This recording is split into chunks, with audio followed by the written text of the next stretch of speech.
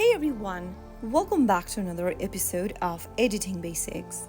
In this video, we will be learning how to change font size in KineMaster. Changing your font size in KineMaster is quite simple.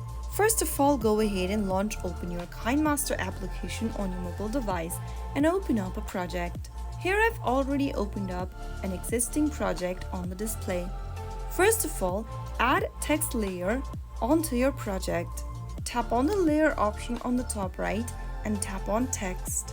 In the text box, input your desired text. Once you are done, you will be able to see the added text on your timeline and your preview screen. In order to change your font size on KineMaster, simply go ahead and pinch the text box to increase or decrease its size.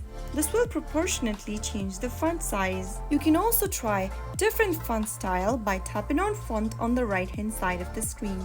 Choose one of the font type you want to add onto your project, and after you do that, you will be able to add a different font for your project as well.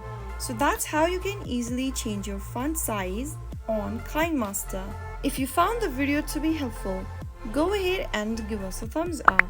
Don't forget to subscribe to the channel by hitting the subscribe button.